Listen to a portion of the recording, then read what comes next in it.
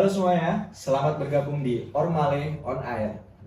Ormale On Air ini merupakan podcast yang diselenggarakan oleh BEM Universitas PGRI Semarang, di mana podcast ini merupakan obrolan-obrolan yang nantinya kita bakal mengundang dari berbagai kalangan, sebenarnya tidak hanya dari organisasi sendiri, mungkin nanti bisa juga kita mencari tamu-tamu atau narasumber dari berbagai kalangan. Nah, sebelum lanjut ke podcast, ini belum kenalan juga ya. Sebelumnya perkenalkan, nama saya Haikal. Saya pengurus juga di BEM Universitas. Kebetulan saya diberi amanah sebagai Menteri Sosial dan Masyarakat, yang dimana kebetulan ini dari tim kreatif memberikan amanah buat saya untuk memandu podcast di Ormale On Air. Nah, dimana podcast kali ini kebetulan sudah ada narasumber, kebetulan rekan saya sendiri, yaitu Presiden BEM Universitas PGRI Semarang tahun 2023, yaitu Mas Stasu Mustafa. Nah, ini nanti kita bakal tanya-tanya nih terkait masalah mungkin dari pribadinya ataupun masalah-masalah yang ada di organisasi. Nah, sebelum itu mungkin bisa perkenalan dulu nih dari Mas Tova sebagai selaku narasumber. Oke, halo teman-teman semuanya, perkenalkan nama aku Muhammad Stasu Mustafa atau dari Program Studi Manajemen Fakultas Ekonomi dan Bisnis semester 8 angkatan tahun 2019. Oke, ini luar biasa. Saya langsung ditemani oleh Presiden BEM tahun 2023. Kebetulan ini juga kerap kami lakukan diskusi-diskusi ringan, yang dimana banyak sebenarnya permasalahan yang ada di kampus ataupun mungkin di organisasi sendiri. Nah, sebelum lanjut nih ke pembahasan yang lain terkait BEM Universitas. Nah, BEM Universitas sendiri itu sebenarnya apa sih Mas? Menurut Mas Tova ini? Oke, BEM Universitas adalah organisasi pelaksana atau eksekutor yang ada di lingkup Universitas PGRI Semarang yang paling tertinggi. Jadi kita ada 3 lembaga tinggi yang ada di sini, DPM, BEM, kemudian LKM. Masing-masing mempunyai ranah yang berbeda-beda. DPM dari sisi legislatifnya, BEM dari sisi eksekutornya atau eksekutifnya, kemudian LKM dari sisi keuangannya gitu.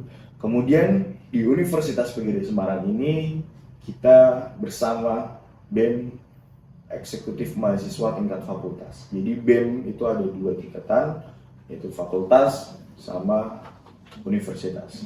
Kemudian di tingkatan prodi kita ada himpunan mahasiswa yang bisa disebut atau kawan-kawan semua mengenal. Tingkatan prodi, lingkup prodi ada himpunan mahasiswa, kemudian tingkatan fakultas ada BEM fakultas, kemudian di universitas sendiri yang paling tertinggi eksekutornya adalah tingkatan BEM universitas gitu.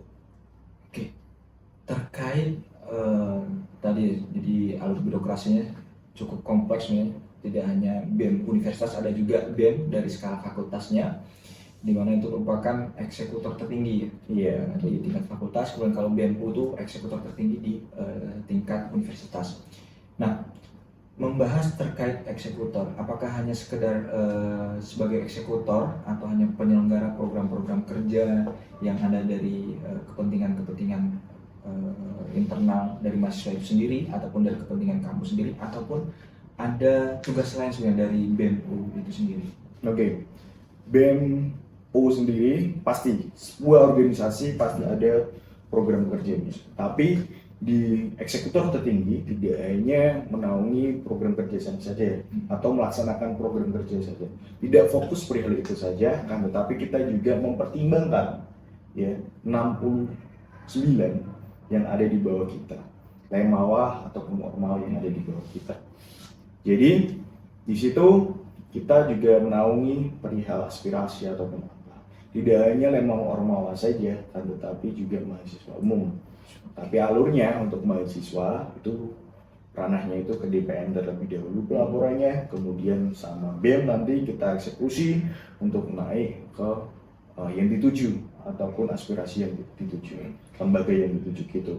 Jadi tidak hanya melaksanakan proker saja, kan tetapi kita juga mempertimbangkan dan menaungi 69 yang ada di bawah kita. Itu tidak hanya sebagai eksekutor saja, tapi juga melakukan agenda pengajuan aspirasi atau penolakan aspirasi dari Lemau, Ormawa, ataupun mahasiswa.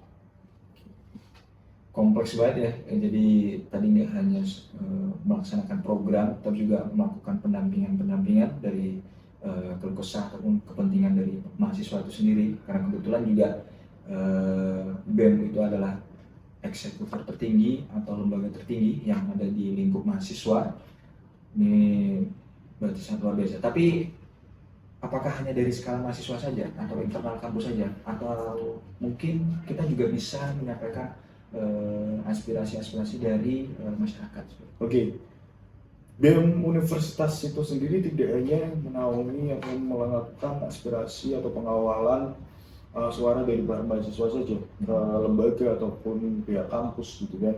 Nah, di sini kita juga mengawal kepentingan dari atau aspirasi-aspirasi dari kawan-kawan kita ataupun masyarakat yang ada di Indonesia ini.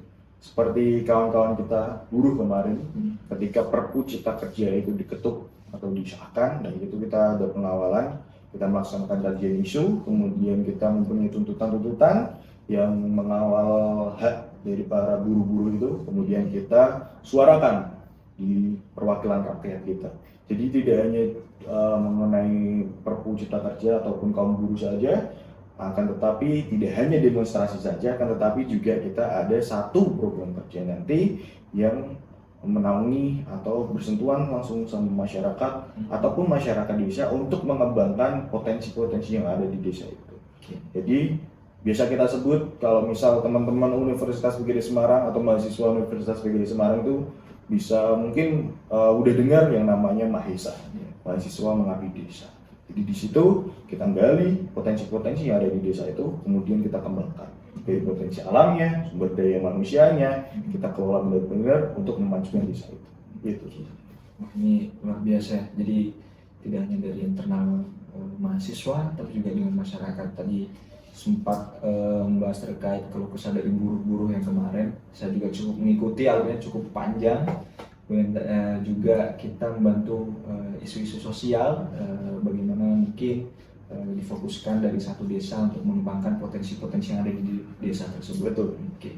Ini terkait tadi ya Mustafa, terkait ranah atau tupoksi dari BEM itu sendiri. Tadi kan sudah dibahas tidak hanya melaksanakan program kerja aja, tapi juga melaksanakan melakukan pendampingan, aspirasi dan semacamnya. Itu kan sebenarnya cukup kompleks ya, cukup banyak. Menurut saya pribadi kan sibuk banget nih, berarti kan sibuk banget. Terus gimana sih tips atau mungkin yang pertama itu keluh kesah dulu nih dari Mas Rova terkait permasalahan yang ada di BEM sendiri? Ada nggak sih keluh kesahnya gitu? Oke. Keluh kesah daripada BEM sendiri itu pasti ada. Setiap organisasi itu saya yakin pasti ada keluh kesahnya, terutama pada ketua, pasti dia mempunyai keluh kesah yang ada. Apalagi di BEM sendiri mempunyai pengurus yang dari masing-masing program studi, baik dari pendidikan ataupun non pendidikan. Ya, dari pendidikan maupun non pendidikan di situ mempunyai agenda ataupun kepentingan sendiri-sendiri ataupun berbeda-beda di sini. Jadi mungkin ketika yang non pendidikan itu sudah UTS, kemudian yang pendidikan itu masih UTS, itu tidak jarang kita jumpai di sini.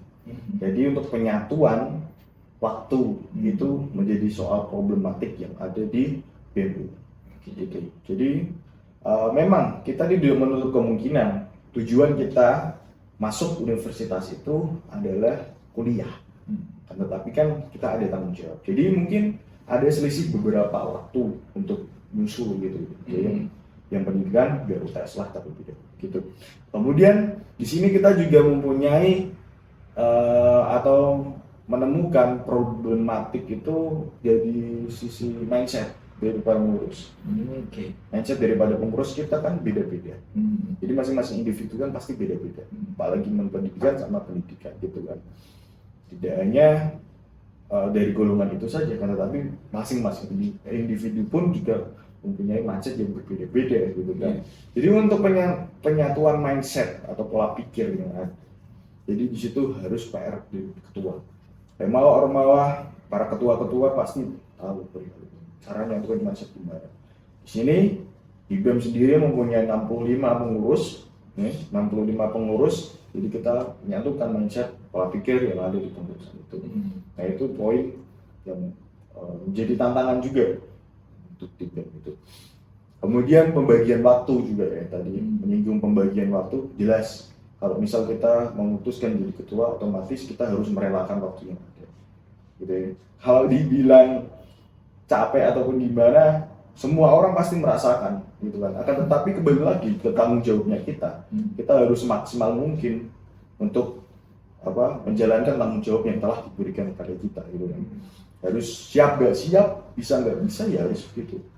Seperti halnya Ormawa yang harus ada pendampingan ke pihak lembaga, atau mau nanti Mas, saya mau ketemu Masnya untuk diskusi, sekedar diskusi, kemudian juga nanti mahasiswa ada laporan untuk pendampingan juga. Nah, maka dari itu kita harus meluangkan waktu terhadap perilaku itu.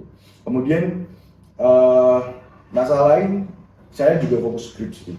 Jadi kan semester akhir kan fokus skripsi. Maka dari itu kita harus benar-benar membagi waktu. Gimana kita harus menjadi skripsi, kemudian kita harus laksanakan tanggung jawab kita terhadap organisasi itu. Jadi organisator yang baik kan, saya belajar dari senior-senior BEM yang terdahulu, itu adalah ketika organisasinya selesai, skripsinya juga harus selesai. Jadi ketika mungkin nanti masa periode saya selesai, skripsi saya harus juga selesai juga gitu. Harus selaras ya. Iya, betul sekali. Luar biasa. Jadi tidak hanya manajemen waktu tadi, juga manage dari pengurus, berbagai mindset, bagaimana menyatukan. Ini kalau di fisika itu ada namanya spektrum atau berbagai warna gelombang. Ini kalau bisa disatukan tuh outputnya apa? Nah, outputnya itu adalah sebuah pelangi yang sangat luar biasa. Bukan pelangi itu kan terdiri dari berbagai warna, terdiri dari berbagai spektrum, yang tentunya nanti kalau emang kita bisa satukan tuh outputnya bisa sangat indah. Yang begitu pula dengan organisasi. Ini luar biasa. Jadi kesahnya, ya mari kita doakan teman-teman, semoga Mas Tova bisa menyelesaikan skripsinya segera mungkin nanti setelah kepengurusan selesai. Oke. Nah, terkait tadi ya membahas manage waktu dan program kerja, terkait tadi juga sempat ya program kerjanya. Untuk program kerja sendiri mungkin yang terdekat sih apa ya di BEM? Oke, mengenai program kerja terdekat ya, kita ngobrolin masalah program kerja terdekat dari BEM Universitas Negeri Semarang sendiri. Terdekat ya ini Porsima atau Pekan Olahraga dan Seni Mahasiswa. Di situ. Itu Pekan Olahraga Seni dan Mahasiswa. Oke, itu kan acara yang dilaksanakan satu pekan atau berapa hari? 10 hari lebih Pak. 10 hari, luar biasa. Itu 10 hari, apakah emang benar-benar seluruh mahasiswa itu konsen di program tersebut, atau emang nanti mahasiswa lain itu tetap melaksanakan perkuliahan dan hanya dari para atlet atau para artis yang mengikuti perlombaan tersebut? Oke, saya lebih jelaskan lagi yang mengenai Porsima. Porsima itu sebuah ajang pesta di mana perlombaan olahraga dan seni untuk mahasiswa yang ada di lingkup Universitas Negeri Semarang ini. Jadi mahasiswa-mahasiswa yang mempunyai bakat terpendam baik di bidang olahraga ataupun seni bisa mengajukan diri lewat perwakilan dari masing-masing program studi.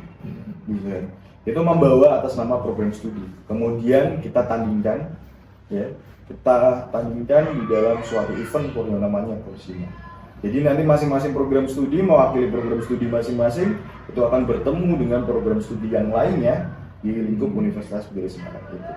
Jadi kemudian tadi untuk apakah mahasiswa itu keseluruhan akan menikmati, jelas Saya jawab menikmati, akan tetapi untuk perkuliahan itu tetap terlaksana. Kita sudah mengusahakan, kita dari BEM itu sudah mengusahakan untuk perkuliahan itu diliburkan. Ya, biar mahasiswa itu juga menikmati secara penuh euforia daripada Porsima itu. Kan tetapi kemarin kita sudah mencoba audiensi ke rektorat, ya, melalui wakil rektor 3. Di situ beliau Pak Sabto Budoyo itu memberikan penjelasan untuk penonaktifan selama Porsima perkuliahan itu tidak bisa. Sayang sekali teman-teman tidak bisa. Kita sudah mencoba untuk 4 kali audiensi kurang lebih itu tetap tidak bisa untuk perkuliahan itu dinonaktifkan. Gitu. Kemudian antisipasi daripada itu gimana? Biar kawan-kawan yang mau ikut lomba nih, mewakili prodi-prodi tidak perlu khawatir, ataupun official nanti yang mendampingi juga tidak perlu khawatir. Kita akan menyediakan dispensasi untuk perihal itu. Dispensasi nanti dari Pak Wakil Rektor 3 itu sudah menyanggupi dan mengiyakan kalau tanda tangannya sampai Waret 3. Luar biasa gitu. Ini walaupun mungkin seluruh mahasiswa nggak bisa merasakan euforia dari Porsima karena tadi 1 pekan atau 10 hari ya lebih tepatnya, sayang sekali, tapi mungkin dari pihak rektorat ada pertimbangan lain terkait itu.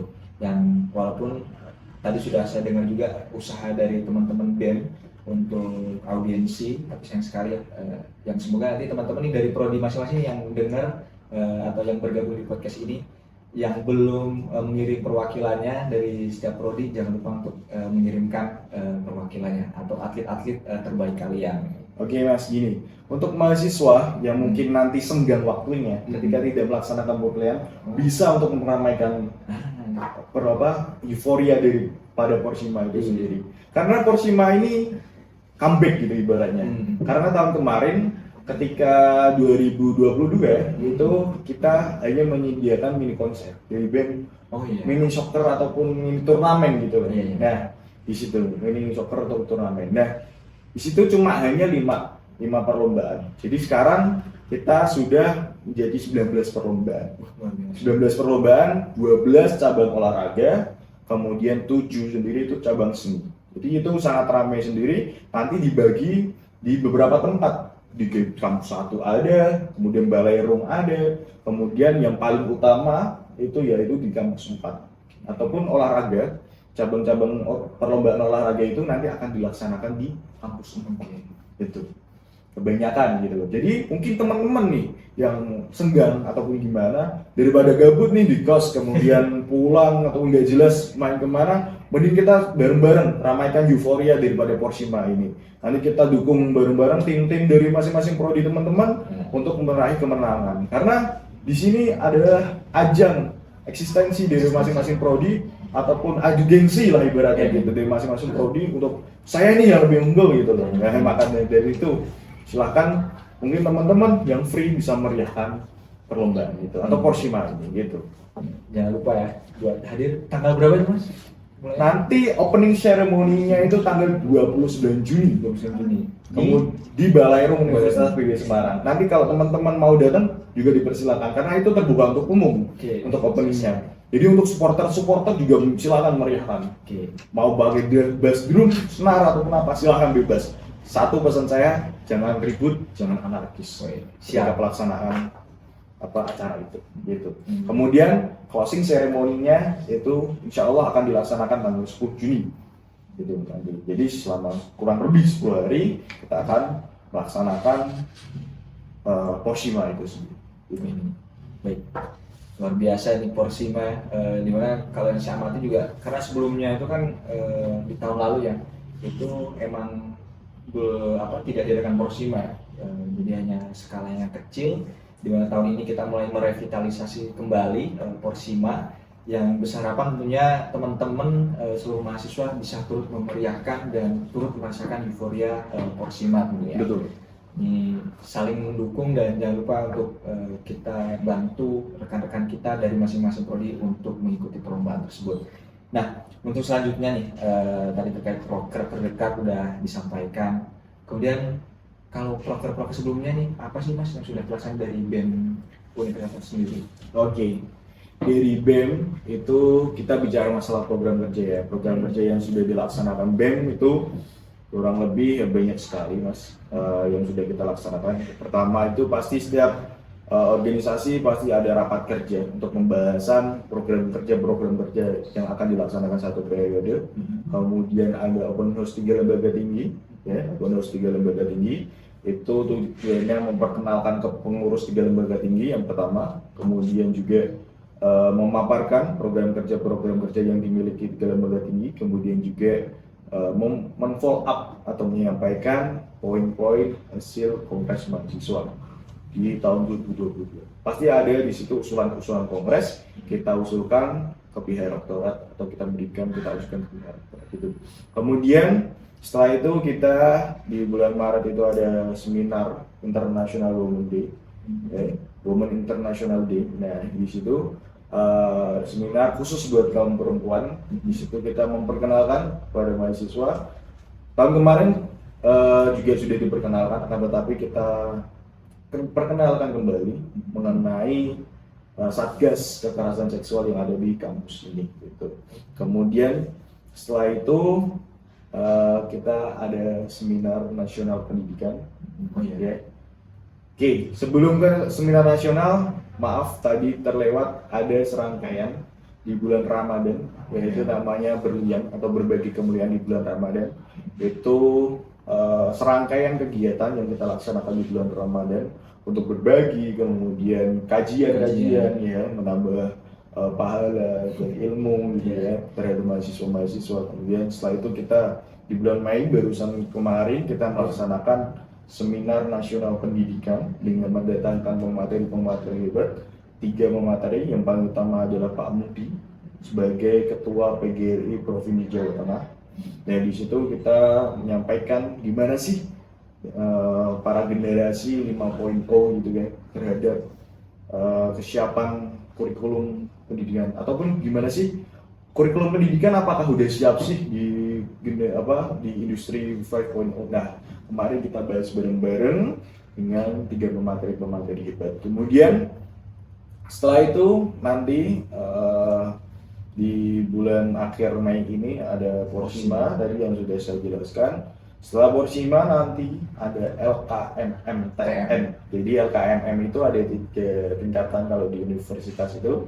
LKMM-TPD atau Pradasar itu dilaksanakan oleh himpunan mahasiswa. Kemudian LKMM-TD atau tingkat dasar itu dilaksanakan sama BEM fakultas. Kemudian yang paling tertinggi di universitas adalah LKMM tingkat menengah. Itu dilaksanakan oleh BEM universitas. Jadi buat teman-teman yang sudah mengikuti TD mungkin bisa untuk join ke LKMM gitu. Kemudian tidak hanya program kerja saja, tetapi kita juga sudah melaksanakan beberapa agenda seperti SOAN, latihan guyub rukun bersama DPR. Kita berkunjung ataupun ormawa berkunjung ke kantor kami untuk menyampaikan suaranya, aspirasinya, keluh kesahnya selama ini gitu kan, baik sarana prasarana ataupun secara melaksanakan program kerja atau apabila ada kesulitan gitu ya, itu disampaikan ketika soal dan guyub rukun. Dan di situ kita juga sudah follow up ya di postingan IG BEM, teman-teman bisa mungkin membaca bagaimana poin-poin yang sudah dilaksanakan atau terrealisasi yang mana saja, yang belum mana saja gitu. Kemudian tidak daripada itu kita juga ada agenda Dismawa, yaitu diskusi mahasiswa. Di sini di Semawa sudah dilaksanakan 2 kali ya. Itu yang pertama mengenai Perpu Cipta Kerja, kemudian yang kedua yakni minat mahasiswa terhadap organisasi kampus yang menurun. Nah itu di Semawa, di situ kita berdiskusi di masing-masing lemawa ormawa ataupun mahasiswa. Itu untuk juga mas yang namanya diskusi mahasiswa. Di situ kita berdiskusi sambil ngopi-ngopi gitu ya, kita bertukar ide dan pendapat ataupun gagasan yang ada gitu. Luar biasa. Ada berbagai program kerja dan juga agenda. Di luar itu pun ada semacam diskusi ringan di luar forum formal gitu ya. Luar biasa, yang tentunya ini sudah masuk ke hampir akhir kuartal pertama ya. Iya, betul. Hampir akhir kuartal pertama kita sudah melaksanakan berbagai program dan agenda. Yang silakan nanti teman-teman kalau bisa turut bergabung dari berbagai program kerja yang mungkin nanti turut melibatkan teman-teman sekalian. Nah, tadi terkait program kerja ya, Mas, ya. Kalau yang saya dengar itu kalau nggak salah ya, nanti teman-teman bisa koreksi, bahwasanya ada Permendikbud terkait kekerasan seksual. Itu kan tadi juga dari teman-teman BEM itu sudah ada tindak lanjut terkait itu ya. Ada namanya event atau seminar International Women's Day ya, kalau nggak salah. Nah itu tindak lanjut dari seminar itu seperti apa nih? Oke. Di situ kita mendatangkan pemateri dari Satgas untuk memperkenalkan gimana sih alurnya gitu. Lalu pelaporannya gimana? Itu sekalian kita memperkenalkan dan menjelaskan bagaimana alur untuk pelaporannya itu sendiri. Jadi silakan teman-teman yang mungkin mendapati atau mengalami ya tindak kekerasan seksual baik verbal ataupun non verbal, di situ nanti bisa melaporkan. Kalau teman-teman tidak nyaman, jangan dipendem, jangan dirahasiakan, silahkan dilaporkan gitu melalui Satgas dan 3 lembaga ini. Di BEM sendiri kita sudah membentuk yang namanya forum perempuan. Jadi teman-teman nanti bisa kontak itu nanti koordinatornya adalah Mbak Faras, nanti bisa kontak dia, nanti melaporkan. Saya jamin teman-teman di situ identitasnya akan disembunyikan secara penuh. Nanti tidak ada yang mengetahui kalau teman-teman itu melapor. Kita dari BEM itu akan menindaklanjuti perihal apabila ada kekerasan seksual yang ada di lingkup kampus.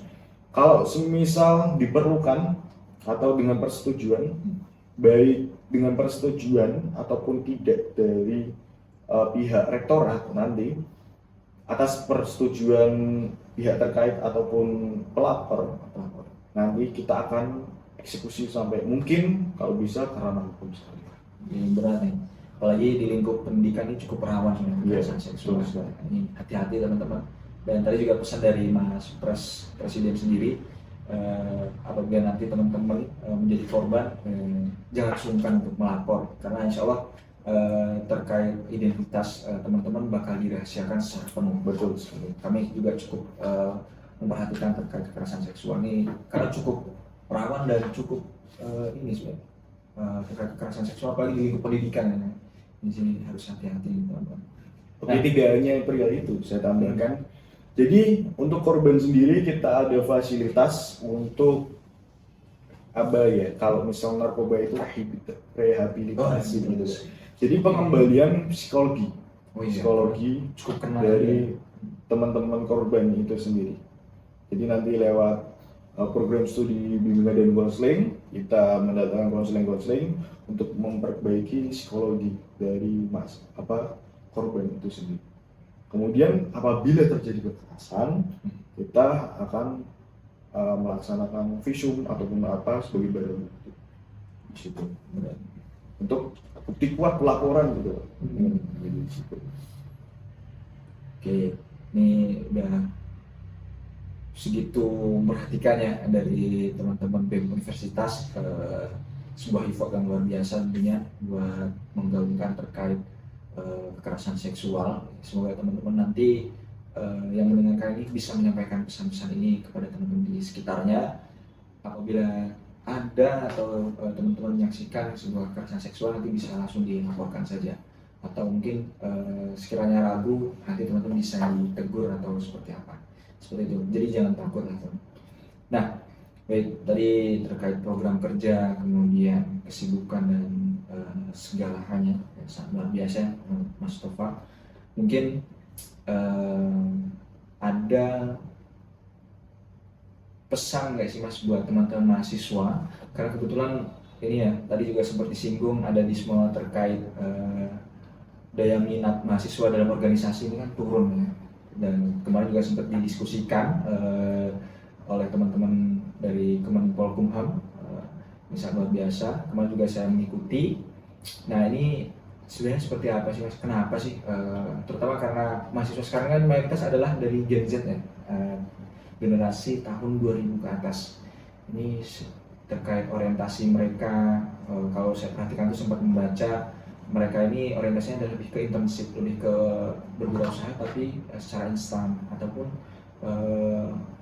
ingin mendapatkan benefit-benefit yang banyak tapi dengan effort yang sedikit gitu, seringan mungkin. Nah ini tantangan sebenarnya buat kita nih selaku organisator ya. Nah dari Mas Tova sendiri, langkah apa sih sebenarnya yang bagus, atau mungkin dari BEM Universitas sendiri sudah melakukan sebuah langkah terkait permasalahan ini? Oke, di Semawa kemarin kita sudah bahas kenapa sih mahasiswa itu menurun untuk join ke Ormawa ataupun Lemawa, gitu, organisasi-organisasi yang ada di kampus.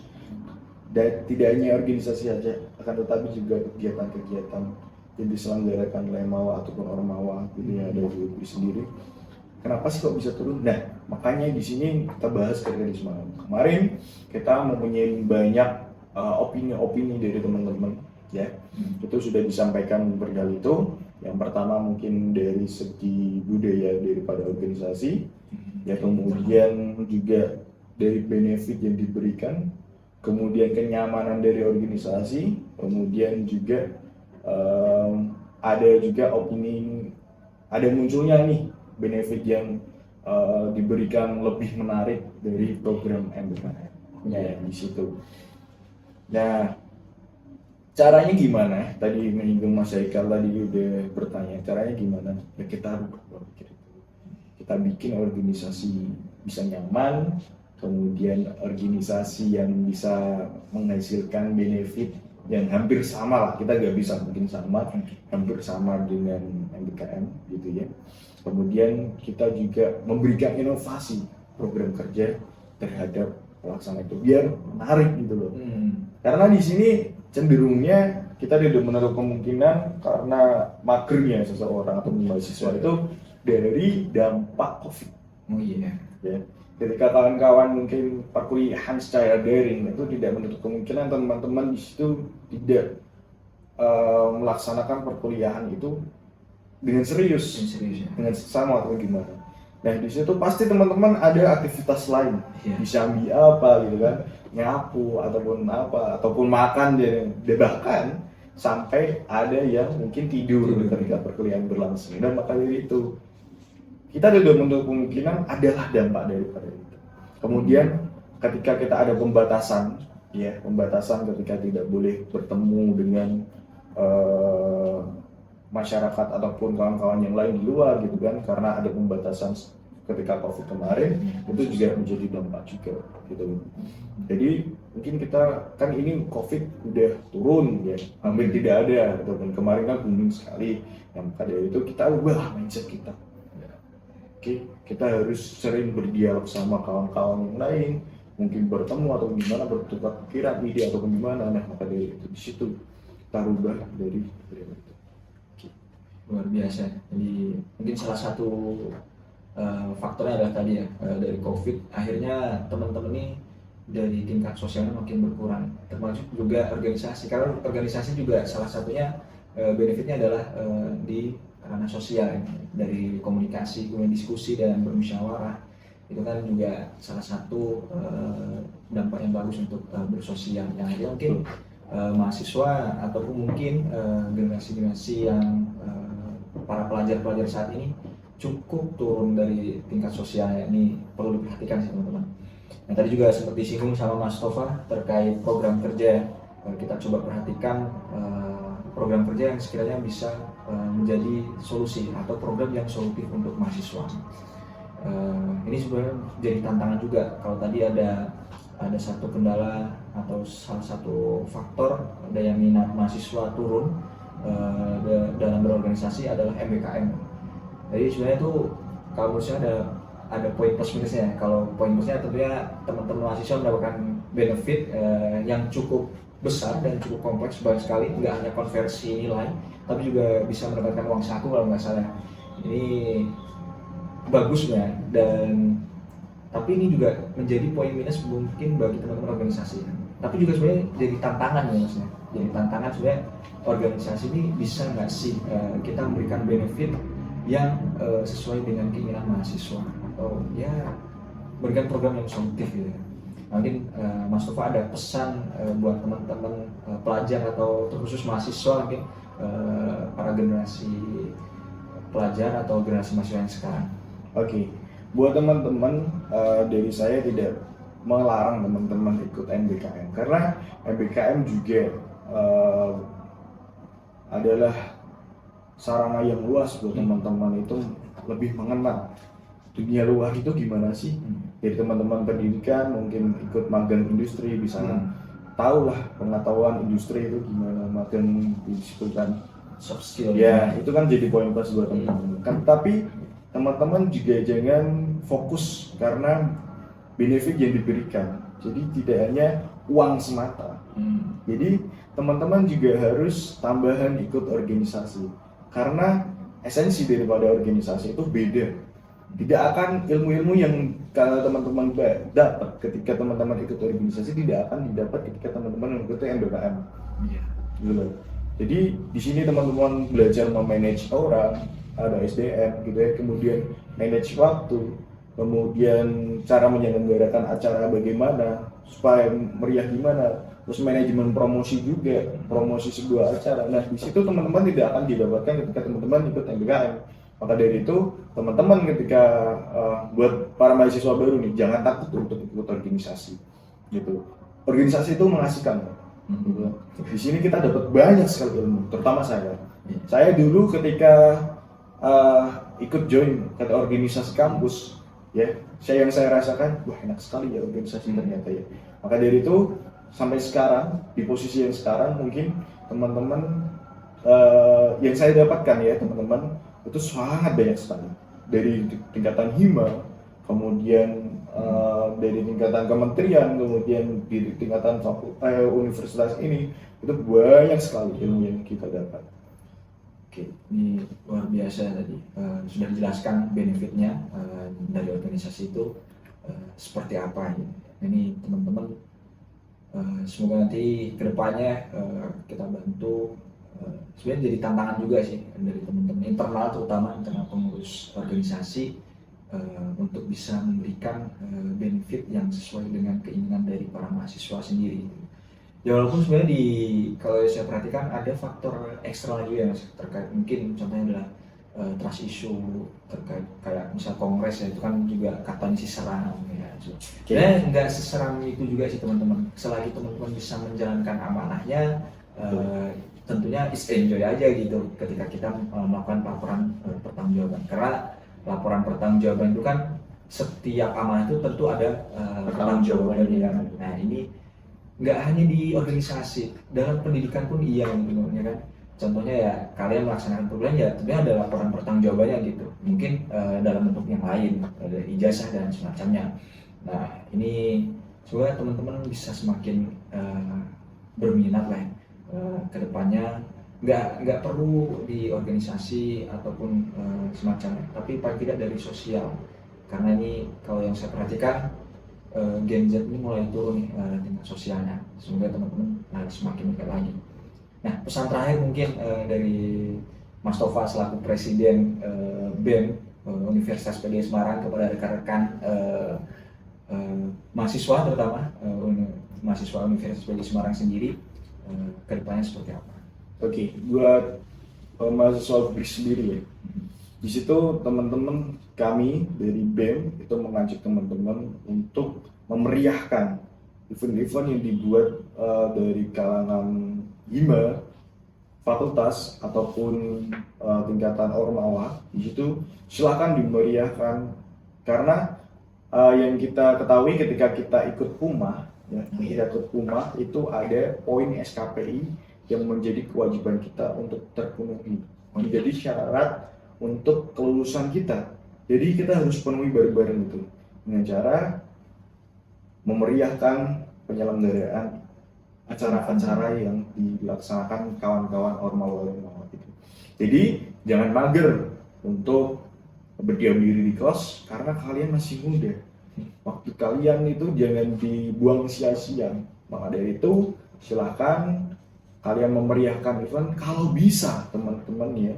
itu juga join organisasi biar teman-teman itu dapat ilmu selain dari ilmu yang diberikan ketika perkuliahan itu sendiri.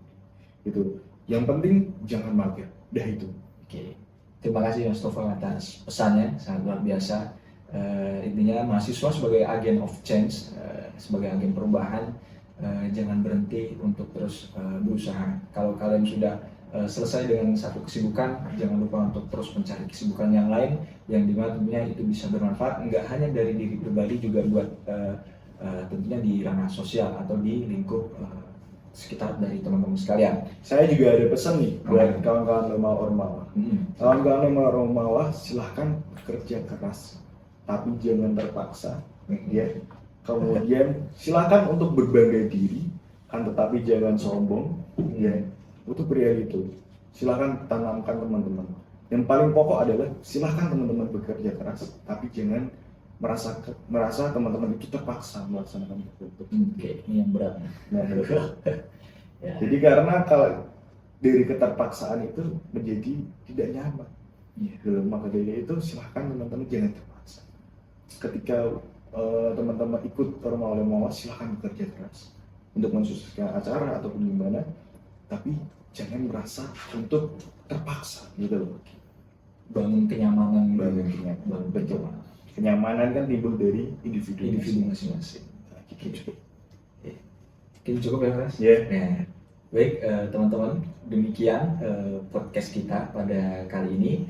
Semoga nanti kita bisa berjumpa lagi di lain podcast atau di pertemuan program-program kerja atau di sebuah acara yang tentunya bermanfaat bagi teman-teman sekalian. Sekian dari saya, Haikal, selaku host di acara podcast kali ini.